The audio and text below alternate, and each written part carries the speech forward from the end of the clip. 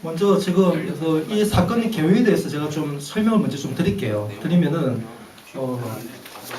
2010년도에 뭐 다들 아시겠지만 2010년 6.2 지방선거 당시에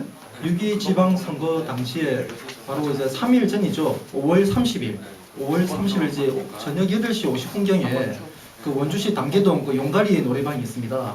거기 장미 주차장 있는 바로 그 앞에서 벌어진 사건입니다. 지금 보셨나요? 그때 당시 이제 벌어진 사건으로 인해 가지고 그때 뭐 다들 알겠지만 정책윤 민주당 그 대표 아시죠? 그분이 이제 원주에 오셔가지고 31일 날, 그 다음 날 사고가 발생한 그 다음 날 이제 원주에 오셔가지고 기자회견을 했습니다. 이제 참는 거리에서 중앙동 거기서 뭐라고 했냐면은 이 사건은 이제 명백한 정치 테러 같다. 그 한나라 등 지지자에 의한 이제 그런 발언을 했고 그 내용이 전국의 언론을 통해 가지고 그냥 다 유포되어 버렸습니다. 그래서 아마도 알겠지만 그때 이제 선거 유권자들이 중립에 있던 그러니까 표심을 결정하지 못했던 많은 유권자들이 어떻게 이럴 수가 있냐. 한나라당 지지자가 그것도 이광재 부친 그 어르신에 되시는 분을 폭행을 하다니 해가지고 민심이 확 쏠려버렸어요.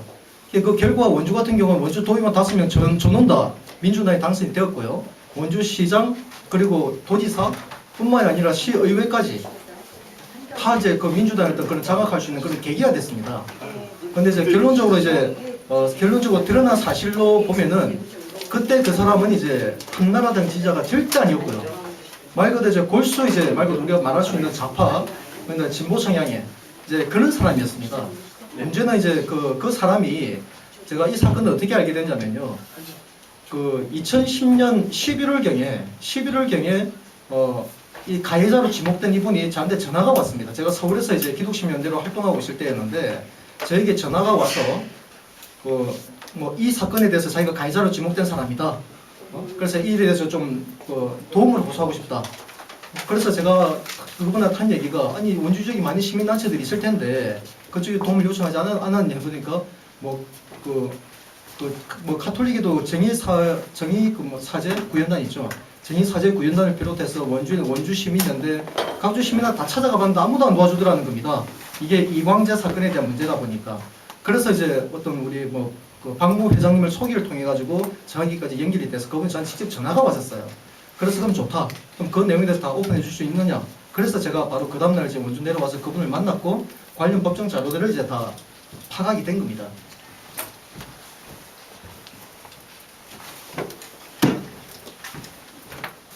지금 이거 기자님들 좀 늦게 오셔가지고 아직 이제 정식 시작한 건 아니고요. 좀 먼저 간단한 개요 설명을 먼저 좀 드리고 한 15분 경에 정식으로 이제 하도록 하겠습니다.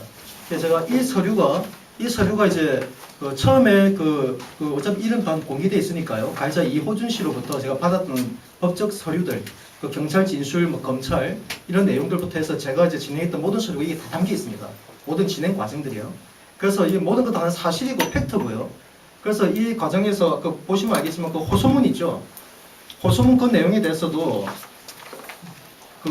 이호준 씨 그분이 이제 직접 쓰신 겁니다. 사실은 임명은 제가 했지만 그분이 그동안 한 얘기에 대해서 제가 그걸 정리를 해가지고 그걸 전단지를 만들었었고요.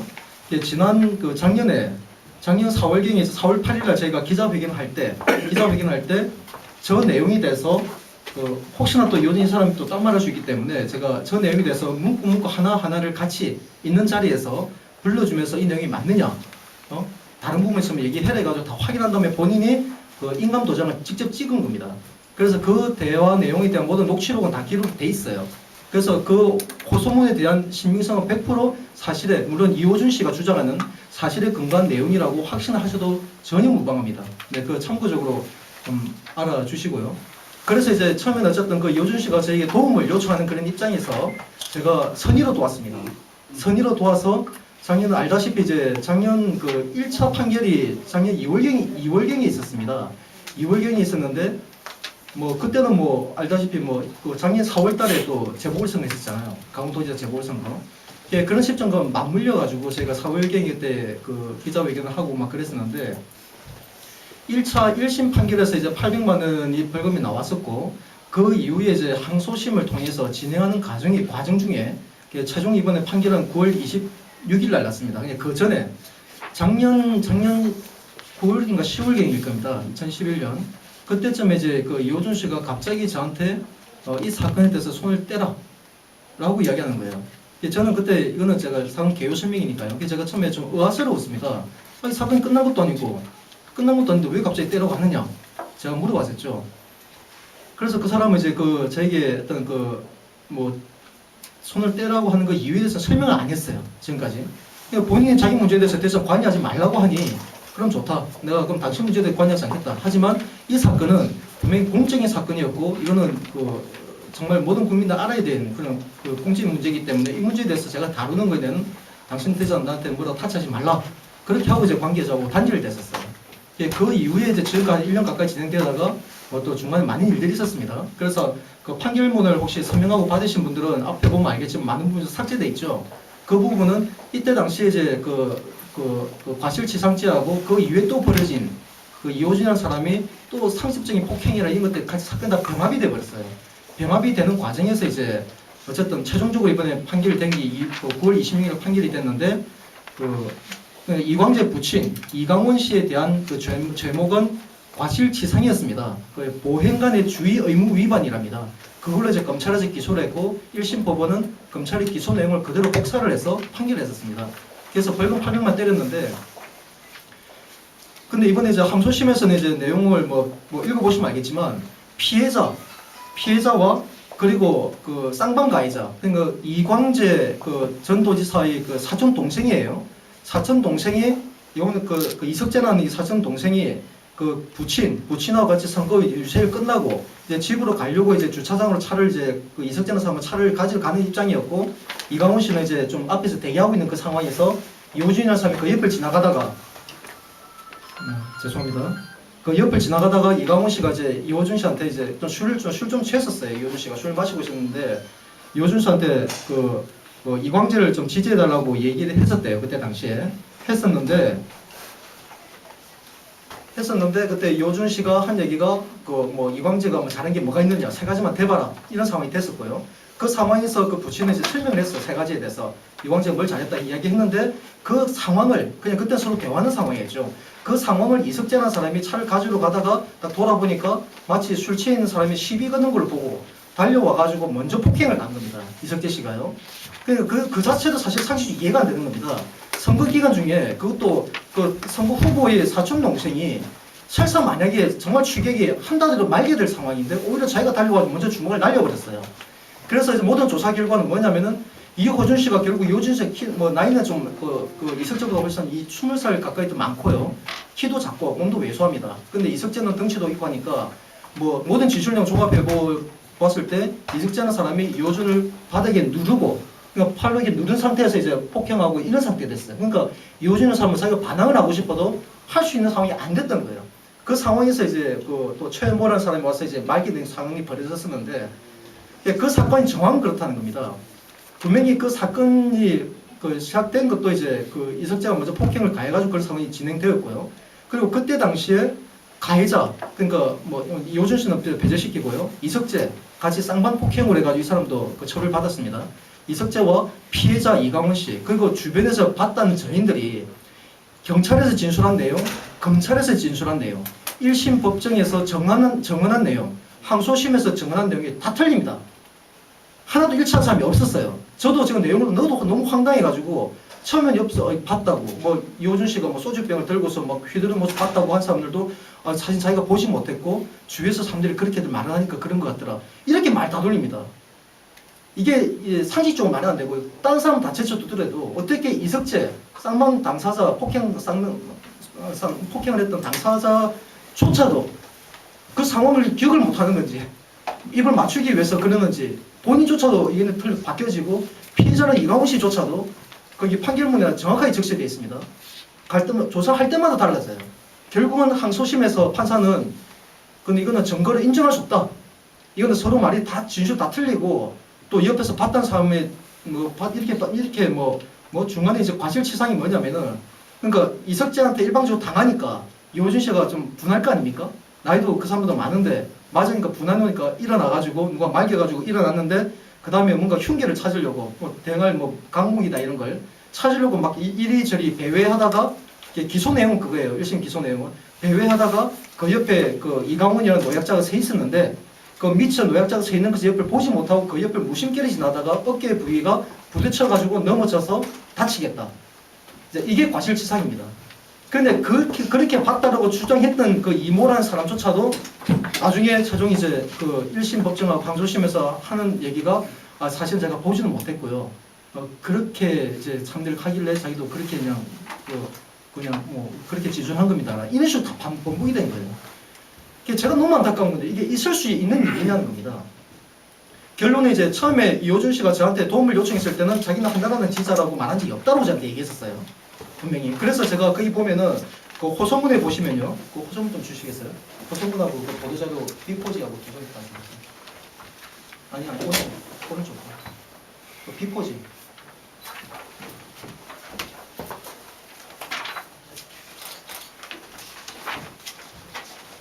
이 두 장이 그 지난 이제 그 작년 4월 8일이죠. 2012년 4월 8일날 제가 이 자리에서 기자회견할 때 했던 내용입니다. 이 내용이. 이 내용에 보면은 이 호소문에 거기다 표기가 돼 있어요.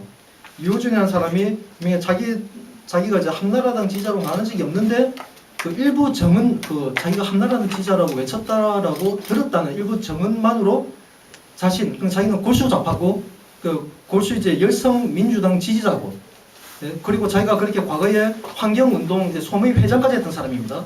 했던 이 사항들을 이름 실명을 명시했으니까요. 민주당 용정순 시의원이 정확하게 알고 있습니다. 원주 환경연합 거기에서 연대에서 이제 활동할 때 용정순 의원도 함께 참여도 하고 했더라고요. 확인을 해보니까. 자, 문제는 그러면 그래서 이 사람이 이게 호소문 내용을 보면은 이런 표현이 있습니다. 그 전면에 보시면은 그 과거 농민운동을 주동하기도 하고 오랫동안 야당 성향 시민운동을 해왔던 저로서는 사고 당일 한나라당 지지자라고 제가 발언했다는 일부 정언만으로 민주당 정세균 대표의 긴급기자회견 전문을 비롯한 전국 언론 기사에 실린 내용이 결코 동의할 수 없었습니다. 왜냐하면 수년간 원주 환경운동연합 모임에서 만났던 민주당 용준수 시의원을 비롯한 민주당 관계자들이 저희 정치적 성향을 익히 잘 알고 있었기 때문입니다. 라고 본인이 얘기합니다. 그런데 알겠지만 바로 그 다음날에 이제 그 31일 날 정세균 대표가 그 중앙동에 그 차 없는 거리에서 기자회견을 했었죠. 기자회견 하면서 그분이 한 얘기가 다들 아실 겁니다. 다들 알겠지만 명백한 정치 테러 같다. 우발적인 범행이 아니고 계획된 정치 테러 같다라고 말을 했습니다. 근데 그 자리에 바로 그 옆에 용정순 시의원이 서 있었어요. 같이 배석이 있는 그 자리에서 그 말이 나왔다는 겁니다. 결론적으로 그 사건은 그때 당시 민주당 그 지도부와 이광재를 비롯한 얘기했던 민주당 의원들은 그 가해자가 자기네 지지자였다는 것도 알고 있었어요. 알고 있으면서도 그때 당시 아마 기억하실 겁니다. 좀 뒤늦게 그때 이계주 후보가 뒤늦게 그 문제제기했던 게 이광재 그 후보의 어떤 그 손가락 절단 사건, 병역 기피 그 사건이 그때 조금 이슈화되는 그런 상황이었는데 그걸 아마 그런 열쇠를 만회할 목적이었는지 모르겠습니다. 일단 제가 추정입니다. 그거는. 그 목적으로 했는지 저는 그들은 이 사람이 분명히 민주당 지지자인 줄 알면서도 계획적으로 한나라당 지지자였다고 하면서 그래서 언론에 외국에서 선동했다는 겁니다. 그건 명백한 이거는 국기문란 사건입니다. 다들 알겠지만 현행법에서도 조금만 범죄니까 후보자 당사자나 가족 그리고 선거 관계자, 회계 관계자가 300만 이상이었던 벌금을 받게 되면 당선이 무효가 됩니다. 아마 이게 지금 이렇게 넘어가 버리면요. 이건 명백한 이거는 허위 사실에다가 이거는 만약 이 사건을 해가지고 수많은 사람들이 낙선하고 당선되는 사례가 발생했는데 이걸 그냥 넘어가면요. 그때 당시에 그런 선거법 위반으로 당선 무효됐던 사람들 소송 다 제기해야 됩니다. 이건 명백한 위헌이고 이건 있을 수 없는 일이에요. 이게 어떻게 그냥 넘어갈 상황입니까? 그래서 제가 이 문제를 작년부터 해가지고 계속 했음에도 불구하고 그 전에 이제 그 이호준이라는 사람이 이제 아까 말씀한 것처럼 자기가 한나라는 지지자라고 말한 적이 없다라고 나한테 얘기했는데 알고 보니까 그 법정에서 이제 계속 진행 과정에 알고 보니까 이 사람이 분명히 그렇게 말을 했어요. 나는 한나라는 지지자라고 본인이 외쳤어요.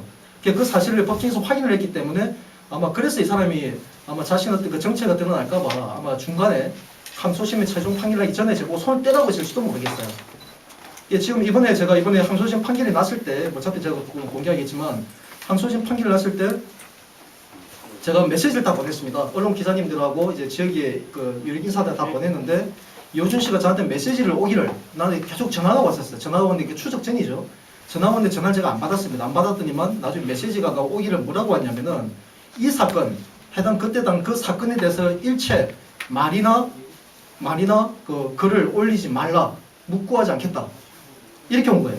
그 다음에 우리 인터넷에 그 무죄됐다는 내용을 올렸더니만 그걸 빨리 당장 내리지 않으면은 뭐 경고하겠다, 이렇게 나온 거예요. 정말 황당히 이럴 거지가 없죠. 이런 황당한 일이 생겨가지고 내가 그 사람한테 답변을 보낸 게, 당신 문제 손 떼라고 한 거는 당신 개인의 문제에 대해서 나 손 뗐다. 하지만 이거는 공적인 문제고 이건 국가적인 문제이기 때문에 이거는 당신 대장한테 뭐라고 할 말할 자격이 없다. 나를 협박할 때 협박하든 말든 당신 마음대로 하라. 네, 그렇게 답변을 보내고 지금 현재 상황까지 온 겁니다. 지금 혹시나 내가 오늘 이 기자회견 하는 것도 제가 보냈어요, 당사자한테. 그래서 본인이 억울한 부분이 있으면 아마 이 자리에 오겠지 싶어서 난 기다렸는데 아마 안 오는 거 봤을 때는, 그래서 이거는 분명히 저는 정말 검찰이나 이런 쪽에서 재수사를 해야 된다고 저는 봐요. 이런 문제가 그냥 넘어가면은 이번 대선 전국에 정말 불보듯 뻔합니다. 그리고 한 가지 더 추가로 말씀드리고 싶은 거는 나도 얘기하겠지만, 우리 지역 언론님들 그 기자님 몇 분 고맙 계시는데, 계시는 분들께 정말 죄송합니다. 내가 고맙게 생각하고요. 그러니까 몇 차례 이걸 하면서도 기자 언론들이 아무도 참여 안 했었습니다. 두 차례나 한 명도 참여 안 했어요. 왜 참여 안 하십니까? 라고 KBS, GTV, MBC 다 찾아갔습니다. 다 찾아가서 그들과 얘기했는데 한다는 얘기들이 선거가 박빙이라서요. 왜 선거 때마다 이런 걸 합니까? 네? 그리고 뭐 이렇게 자기들 기자회견 하게 되면은 선거 끝난 다음에 낙선한 쪽에서 소송 제기하면 저희도 꼼짝 못 한다고, 우리 입장 이해해달라고, 이렇게 변명을 했습니다. 그런데 어떻게 됐습니까? 지난번 2010년도 지방선거 때도 그랬지만은 작년에 강원도에서 재보궐선거 때도 강릉 패션 사건 그거 터졌을 때, 네? 그거 엄경이 했다고 언론들 대서특필을 안 했나요? 대서특필 안 했습니까? 이게 지금 우리 언론 현주소입니다. 그래서 저는 너무나도 분노하는 게, 가장 가까운 신뢰가 그겁니다. 여기 보시면은 한 달 전입니다. 한 달 전쯤인데 정확한 날짜 확인 못했는데 그 원주 시의원이죠. 그 사람 이름 뭐죠? 그 민주당 시의원이 그 원주 상가 번영 회장을 폭행한 사건 아십니까? 아세요? 근데 제가 인터넷 검색하니까 뭐 KP에서 한 군데밖에 기사가 안 됐던데, 아니 시의원이 원주시역 상가 번영회장을 폭행을 했어요. 그것도 얼굴에 신발 자국이 남을 정도로. 이게 기사가 안 될 내용입니까? 하지 말아야 될 내용입니까? 만약 이 사람이 민주당이 아니었고 새누리당 후보였으면 어땠을까요? 분명히 말하자면 이건 전국이 돼서 특별돼서 사안입니다. 그런데 지역에서는 민주당의 위원만도 철저하게 외면하고 아무도 안 했어요. KP는 인터넷 언론 한 곳은 났어요. 이거 보세요. 원주투데이 났었어요. 원주투데이. 원주투데이 났습니다. 났어요. 그리고 네. 알면 하지. 몰라서 그렇죠. 몰라서 그렇지. 근데 이제 제가 알고 있기로는 네. 우리 이 사건들은 알면서도 안 했거든요. 이거는 제가 확인을 못 했고요. 네. 근데 이거는 제가 다시 한 번 더 비워줄 건데, 아무튼 이제 그런 사실들이 있었습니다. 전체적인 내용은 그랬고요. 그래서 제가 오늘 기자회견 하게 된 거는, 이번에 뭐 선관위까지 제가 다 통보 다 있습니다. 오늘 하는 거. 오늘 안 오신, 선관위에서 오시는 거 왔습니까? 선관위에서 오셨나요? 오셨나요? 근데 뭐 어쨌든 선관위였다 한 것도, 이거는 뭐 이번 선거와 아무런 상관이 없습니다. 하지만 그때 있었던 이 사건의 진실만큼은 반드시 알려야 되기 때문에 제가 나오게 된 거고요. 그리고 어쨌든 이걸 이번에 바로 잡지 못한다면 이번 대선에서도 불보듯 뻔하다는 겁니다. 또 이런 공작 사건이 터져버리고 선거 직전 2, 3일 남겨놓고, 아마 낙금수 아시죠? 낙금수가 그랬듯이 그 작년에 저희도 올해 제가 기자회견을 했었는데, 그 선거 당일이죠. 선거 당일날 낙금수가 방송까지만 해대면서 한 얘기가 뭐 정부가 그 선관위에서 조직적으로 젊은 유권자들 투표를 막기 위해서 뭐 투표 장소를 임의로 변경했다. 해가 전국으로 대서특필 됐습니다. 그때 저도 이해가 안 됐었어요. 아니 일주일 전에 그 선거법 일주일 전에 분명히 투표소가 그 투표소 위치를 투표 안내문이죠. 안내문에다가 약도까지 그려가지고 그 후보 최종 그 홍보물까지 다 포함해서 보내주는데, 아니 이거 보내놓고 이 약도가 변했다는 말인가? 이 약도하고 가보니까 또 좀 그렇게 오해했었어요. 이게 정부가 정신 나가고 나도 한순간 그렇게 생각했는데, 아니나 다를까 확인해 보니까 아닌 거예요. 일주일 전에 배포된 모든 투표 안내문에 그대로 간 겁니다. 네? 그럼 뭐가 바뀌었습니까? 그럼 평일날 그 공휴일을 대통령 선거나 전국 동시 선거는 이제 공휴일을 지정하지만, 보궐선거는 재보궐선거는 공휴일할 수 없잖아요. 그럼 당연히 장소 변경될 수밖에 없지. 그리고 투표할 때 내가 예를 들어서 원주 사람이 춘천 가서 투표합니까? 내가 원주 경운도에 살면 경운도 바로 인근에 있는 약도를 그려주는데 그건 못 찾아가면 바보가 있나요? 대한민국 국민 중에. 그런데 그놈들 그런 식으로 선동했습니다. 그게 바로 투표 당일날. 그래서 젊은 사람들이 이것도 저것도 모르고 그냥 그런 줄 알고 가서 투표한 거예요. 이거요. 이거 못 막으면은 대한민국 선거할 필요 없습니다. 앞으로 이거 선거 때마다 이런 공작 잘하는 놈만 이렇게 공작질 거리 잘하는 놈들, 그럼 북한 걔네 잘하겠지만 걔네들만 딱 고용해가지고 딱 해버리면은 뭐 선거 이기면 끝인데. 그럼 대한민국 선거할 필요도 없고요. 대한민국 민주주의 문 닫아야 됩니다. 그래서 이거는 정말 모든 국민이 정말 공분해야 될 사안이기 때문에 제가 이 자리에 꼭 나온 겁니다. 그럼 제가 이제 시간이 좀 많이 지났는데요.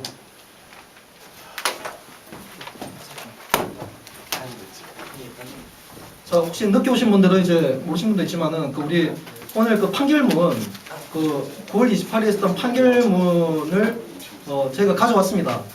예, 판결문이 필요하신 분들은 좀 서명을 좀 해주시고요. 서명을 하셔서 좀 판결문 좀 안 주시면 주시기 바랍니다. 네, 그러면 이제 제가 시간이 많이 지났습니다. 오늘 그 기자회견 순서는요. 제가 먼저 보도자료를 낭독을 하고 그 다음에 이제 조금 더 추가적인 부분들 좀 더 개요 설명한 다음에 그 다음에 질의응답을 갖는 그런 시간을 제가 좀 갖도록 하겠습니다. 6.2 전국 자유민주주의에 꽂힌 선거를 짓밟는 공작선거를 반드시 뿌리 뽑아야 합니다. 지난 2010년 6.2 전국 동시지방선거 직전 5월 30일 20시 50분경 원주시 단계동에서 발생한 민주당 이광재 후보 부친 정치 테러 사건의 진실이 밝혀졌습니다. 지난 9월 26일 춘천지방고등법원에서 최종 무죄 판결된 이 사건의 진실은 다름 아닌 강원도와 전국 유권자를 기만한 공작선거의 전형이었습니다. 가해자로 지목된 이모 씨의 정치 성향은 첨부 자료의 호소문에서 밝혔듯이 자칭 진보 성향의 원주환경운동연합 소그룹 회장을 지내기도 했던 그는 민주당 열성 지지자였으며 자신의 정치적 성향을 익히 알고 있던 민주당 용정순 시의원이 배석한 자리에서 당시 민주당 정세균 대표가 원주에 내려와 긴급 기자회견을 하면서 제가 보기에는 명백한 정치 테러 같다. 우발적인 범행이 아니고 계획된 정치 테러 같다. 라고 발언하여 이 사건이 전국 언론의 이슈가 되어 당시 한나라당 후보들의 전패의 결정적인 원인을 제공하였습니다. 이 사건은 검찰시민위원회에 회부되어 증거와 증언을 토대로 보행간 주의 의무 위반으로 인한 과실치상 제목으로 기소되어 1심에서 유죄가 선고 벌금 800만 원 선고되었으나 항소심에서 피해자와 쌍방 폭행 당사자 그리고 현장 증인들의 진술이 경찰, 검찰, 1심, 항소심에서 매번 번복되는 등 증인 진술의 일관성이 전혀 없어 결국 범죄의 증명이 없다는 이유로 최종 무죄 판결되었습니다. 결국 2010년 6월 2일 지방선거 직전 벌어진 이 사건은 민주당 열성 지지자에 의한 우발 내지 계획적인 자작극일 수밖에 없는 사건이었으며 민주당은 가해자가 자당의 열성 지지자였음을 알면서도 당시 선거 막판 여론이 이광재 후보의 병력 기피 사실이 확산되는 시점에서 열세를 만회할 목적으로 계획적으로 한나라당 지지자에 의한 정치 테러라는 거짓 선동으로 유권자를 속여 선거에 결정적인 영향을 줬던 사건이었습니다. 당시 사건이 자작극일 가능성에 대한 근거는 사건 현장에서 가해자로 지목된 이모 씨가 이광재 부친에게 시비를 걸면서 골수 반 한나라당 성향이었던 그가 나는 한나라당 지지자다 라고 외친 점이 석연치 않다는 것이며 지역 언론기자 M본부라 아시겠죠? 언론기자조차 가해자의 정치적 성향을 알고 있어서 자신은 이 사건을 기사화하지 않았다며 항변한 사실도 있었습니다. 이 내용은 이제 그때 당시에 왜 이제 취재하지 않느냐라고 제가 항변하니까 그 M본부의 모 기자가 자기는 그 사람의 정치성이 알고 있었기 때문에 자기는 기사하지 않았으니까 자기한테 따지지 마라 이런 말을 하더라고요. 황당하기 그지없었죠. 원주 MBC만 안 했을 뿐이지 춘천 MBC는 보도했었습니다. 매 선거 때마다 민주당에 의해서 자행되어진 공작 사건, 김대엽 거짓말 사건과 강릉 펜션 사건, 낙곰수의 서울시장 선거 당일 투표소 변경 주장 사건 등으로 인해 자유민주주의에 꽂힌 선거가 짓밟히고 있는 현실을 더 이상 묵고할 수 없습니다. 이는 국기문란 사건임에도 불구하고 선거가 끝나고 나면 아무도 책임을 묻거나 책임을 지지 않는 현 선거법은 반드시 개정되어야 합니다. 현행 선거법은 후보자가 징역 또는 100만 원 이상의 벌금형을 받는 경우 또는 선거사무장, 선거사무소의 회계 책임자 또는 후보자의 직계 좀비속 및 배우자가 징역 또는 300만 원 이상의 벌금형을 받으면 당선 무효가 됨에도 불구하고 김대엽 거짓말 사건과 같이 전국의 선거 판도를 뒤바꾼 이광재에 붙인 정치 테러 선거 공작 사건에 대해서는 아무런 책임이나 처벌을 가하지 않는 것은 명백한 위헌이며 입법기관인 국회의 직무유기가 아닐 수 없습니다. 이제 자랑스러운 대한민국의 운명을 결정할 대선을 앞두고 있는 상황에서 지난 공작 선거에 대한 실상과 국민적 책임을 반드시 물어야만 이번 대선에서 예상되는 낙곰수와 통진단 사태에서 실체가 드러난 종북 세력들 그리고 민주당을 장악한 폐륜정인 김광진과 종북의 대가 임수경과 문성근 같은 이들이 자행할 또 다른 공작선거의 국기문란 행태를 막을 수 있다는 각오로 오늘 기자회견에 이르게 된 것입니다. 그러나 여전히 민주당은 이 선거 공작 사건에 대한 조금의 양심적 가책이나 책임 소재에 대해서는 철저하게 외면하고 있으며 대선 전국을 앞둔 시점에서 모든 강원도민과 국민 모두가 열망하여 어렵게 유치한 동계올림픽의 성공적인 개최를 방해할 목적으로 단체 보조금 지급 권한을 내세워 지역사회단체장을 겁박하여 도민 갈등의 거리 현장으로 내모는 등 이루 말로 다 할 수 없는 만행들을 자행하고 있음에 공분을 느낍니다. 따라서 구국을 위한 행동하는 양심 실천운동본부는 다음과 같이 강력히 요구합니다. 하나, 2010년 6.2 지방선거를 공작선거로 얼룩지게 만든 민주당 지도부는 국민 앞에 석고되자는 심정으로 대국민 사과 방송을 실시하라. 하나, 민주당은 이광재 전 지사의 대법원 판결을 앞두고 거짓된 여론선동으로 법치마저 왜곡시키려 한 것도 모자라 부친 정치 테러 사건 공작 사건을 통해 당선되었으나 결국 대법원에서 당선 무효되어 재보궐선거를 치른 비용 혈세 113억 4,700만 원을 전액 배상하라. 하나, 지역 언론을 비롯한 사건 당시 한나라당 지지자에 의한 정치 테러라고 기사화시킨 모든 언론사들은 이번 무죄 판결을 통하여 드러난 공작선거의 실체에 대하여 정정 보도와 사실 보도를 통해 유권자의 표심을 왜곡시킨 책임을 해소하라. 하나, 새누리당은 지난 2010년 6.2 지방선거를 통해 자행된 공작선거 사건은 자유민주주의의 꽃인 선거를 짓밟은 국기문란 사건이라는 인식하에 이 사건 당사자와 책임 있는 정당에 대한 엄벌을 내릴 수 있는 입법을 조속히 시행하라.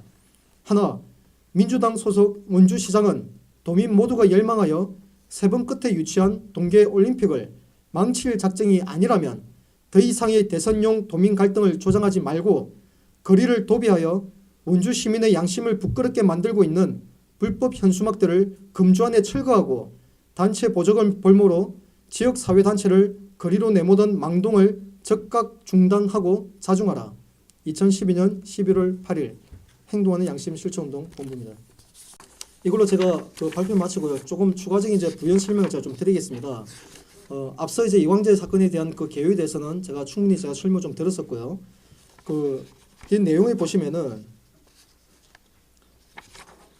그 3페이지, 그 3페이지에 보시면은 이번에 지난번에 제가 지금 현재 우리 원주 시내 전역 한번 돌아보시면 알겠지만 동계올림픽 관련해가지고 아이스하키장 쪽 현수막 다 걸리지 않습니까?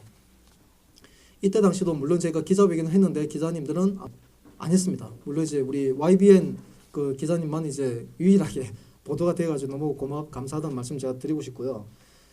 지금 이 또한 마찬가지입니다. 이런 사안들이 지금 이번에 대선을 앞두고서 또다시 어떤 도민 갈등을 이제 조정하는 이런 상황으로 좀 가고 있기 때문에 저희가 이번 주 안에 그 현수막들을 철거하지 않으면은 저희가 행동으로 옮길 겁니다. 제가 직접 떼든 나중에 그들이 뭐 형사소송을 제기하든 말든 간에 제가 직접 뗐으라도 더 이상 원주 시민이 부끄러워지는 지역 갈등의 중심에 서지 않도록 이 문제를 해결을 해 나가려고 합니다. 그럼 이상과 같이 이제 혹시나 추가적인 질문이 있으시면 기자님들 좀 질문해 주시면 제가 답변을 드리는 시간을 갖도록 하겠습니다. 그리고 제가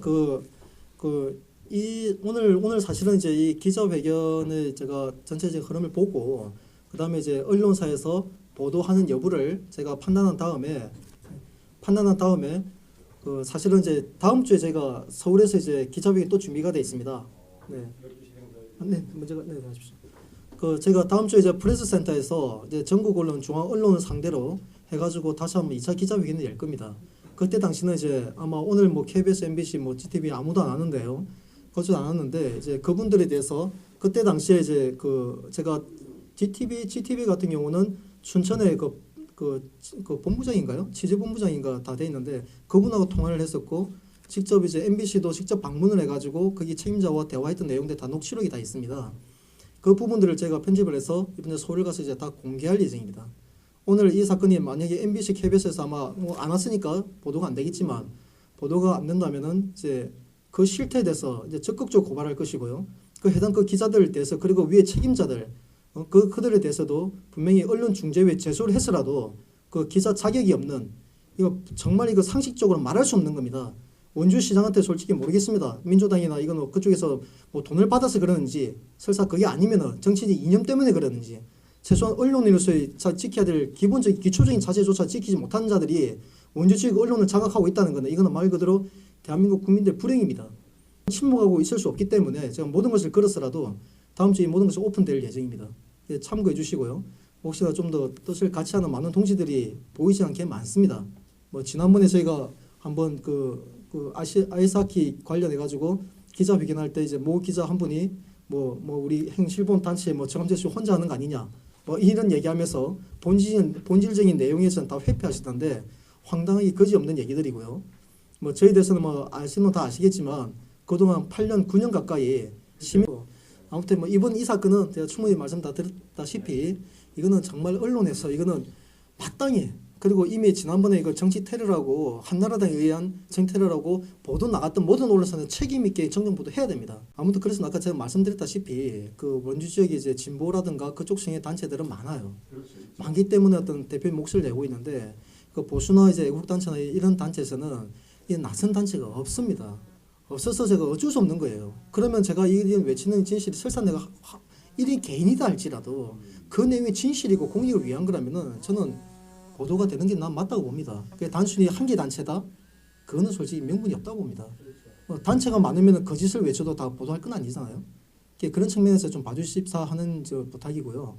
네, YBN 언론은 어쨌든 그동안 많이 이제 관심 가져 너무 감사드리고요. 앞으로도 정말 원주 지역에 좀 언론다운 언론으로 좀 자리매김해 주시고 네, 저희가 국민 우리 시민 전체가 신뢰하고 갈 수 있는 좀 그런 언론이 됐으면 하는 그런 바람입니다.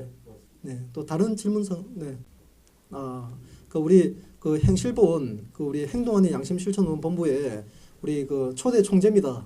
저하고 이제 오랜 친분이 있었는데 우리 심원일 이제 총재님이 우리 행실본에서 이제 같이 협력하는 이제 동지로서 하고 있는데 뭐 이건 제가 사실 기자님들께는 제가 안 드리려고 했던 게 그러니까 이제 그 원주시 언론 기자들 고발하는 이제 예전에 보도자를 한번 뿌린 적이 있었거든요.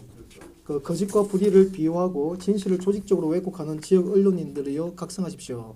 라는 내용이 있었는데 그래서 제가 기자님도 안 드렸는데 앞에 분도 좀 주세요. 앞에 분도 좀 주시고 이 내용을 보시면 이제 제가 그때 당시에 이 사건 당시에 내가 기자님들께 보낸 메시지들이에요. 날짜별로 해가지고 메시지를 쭉 다 나열되어 있습니다. 이렇게 보낸 또 한 명도 안 왔어요. 네, 이제 기가 막히게 이것도 이번에 그 프레스센터가 다 공개할 겁니다. 이 내용도 한번 참고해가지고 한번 보시고요. 제일 마지막 장에 보면 이게 있습니다. 이 장이 있는데 마지막 장에 보시면은 그냥 이거는 제가 그냥 참고하시라고 왜냐면은 그 공작 선거에 대한 이 정말 우려를 그리고 국민적 우려를 제가 해야 된다 생각해서 이건 제가 한 건데 내용이 뭐냐면요. 지난번에 통진당 사태 그 통합진보당 그 사태에서 이제 그때 한번 분열이 생겼지 않습니까?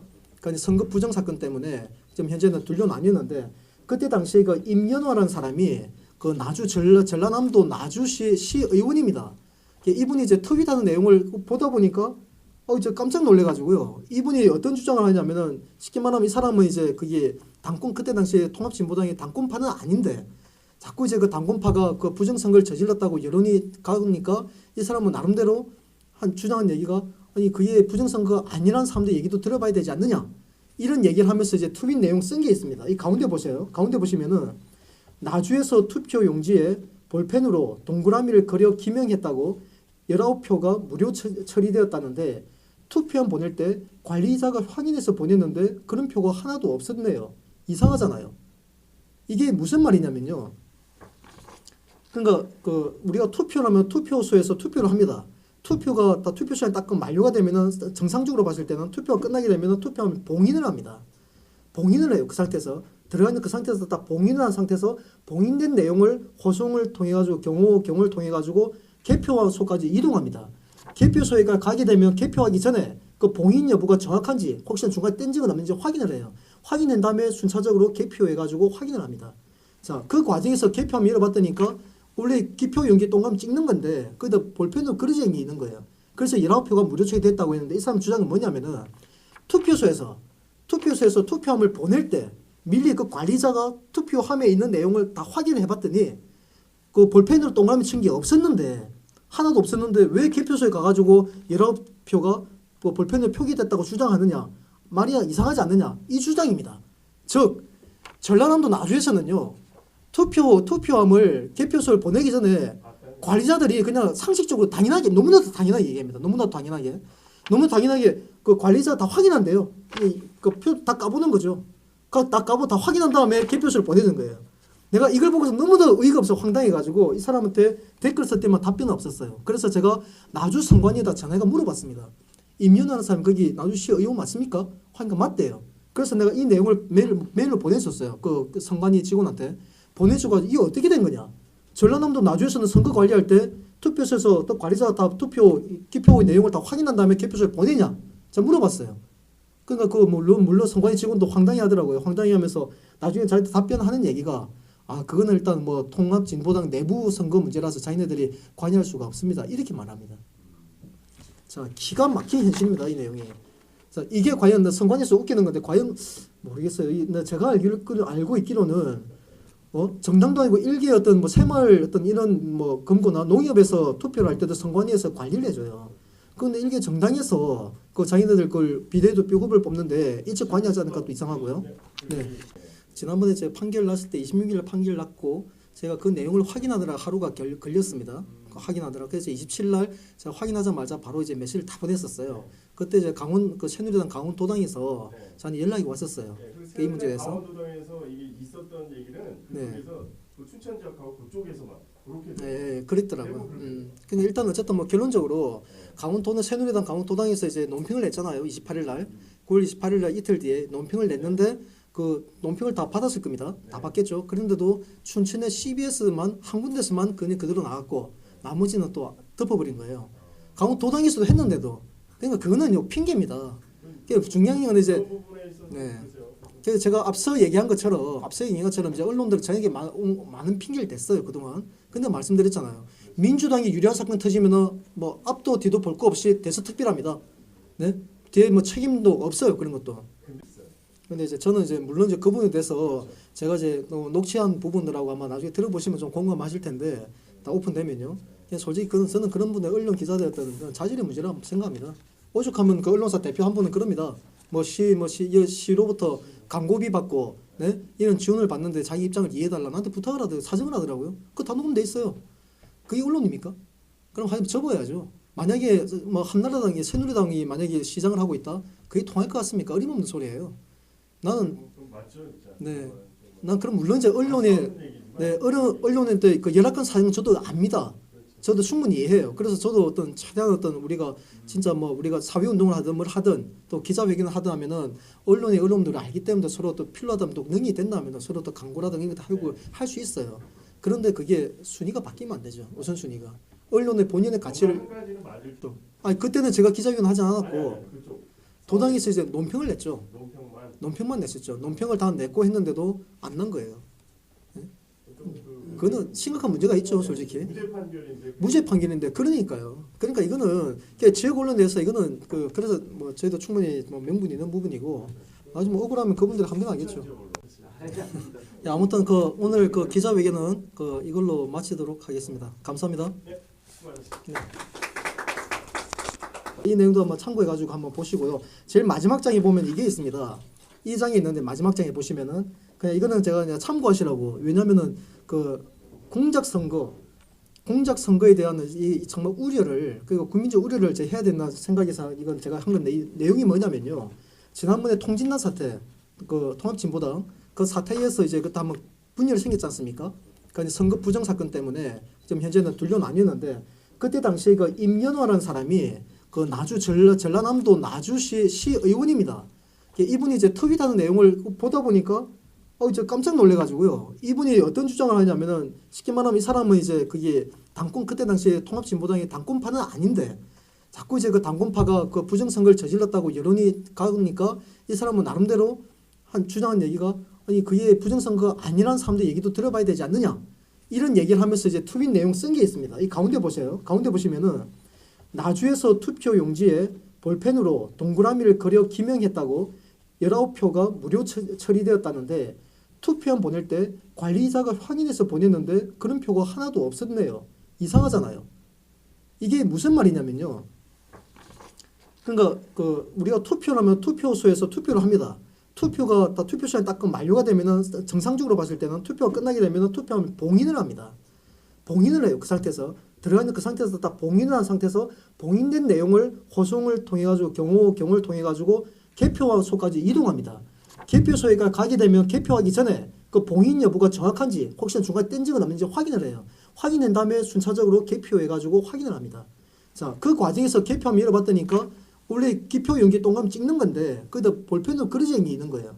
그래서 19표가 무료 처리됐다고 했는데, 이 사람 주장은 뭐냐면은, 투표소에서 투표함을 보낼 때 미리 그 관리자가 투표함에 있는 내용을 다 확인을 해봤더니 그 볼펜으로 동그라미 친 게 없었는데, 하나도 없었는데 왜 개표소에 가가지고 19표가 뭐 볼펜으로 표기됐다고 주장하느냐, 말이야 이상하지 않느냐, 이 주장입니다. 즉 전라남도 나주에서는요, 투표함을 개표소에 보내기 전에 관리자들이 그냥 상식적으로 당연하게, 너무나도 당연하게 얘기합니다. 너무나도 당연하게 그 관리자 다 확인한대요. 그 표 다 까보는 거죠. 다 까보 다 확인한 다음에 개표소를 보내는 거예요. 내가 이걸 보고서 너무도 의의가 없어 황당해가지고 이 사람한테 댓글 썼더니 답변은 없었어요. 그래서 제가 나주 선관위에다 전화해가 물어봤습니다. 임연하는 사람 거기 나주시 의원 맞습니까? 하니까 맞대요. 그래서 내가 이 내용을 메일로 보내줬어요. 그 선관위 직원한테 보내줘가지고 이게 어떻게 된 거냐. 전라남도 나주에서는 선거 관리할 때 투표소에서 또 관리자가 다 기표 내용을 다 확인한 다음에 개표소에 보내냐? 제가 물어봤어요. 그러니까 그 물론 선관위 직원도 황당해 하더라고요. 황당해 하면서 나중에 자기들 답변하는 얘기가, 그거는 일단 뭐 통합진보당 내부 선거 문제라서 자기네들이 관여할 수가 없습니다. 이렇게 말합니다. 자, 기가 막힌 현실입니다. 이 내용이. 자, 이게 과연 선관위에서 웃기는 건데, 과연 모르겠어요. 제가 알고 있기로는 정당도 아니고 일개 어떤 뭐 새마을 어떤 이런 뭐 금고나 농협에서 투표를 할 때도 선관위에서 관리를 해줘요. 그런데 일개 정당에서 그 자기네들 걸 비례도 뼈급을 뽑는데 일찍 관여하지 않는 것도 이상하고요. 네.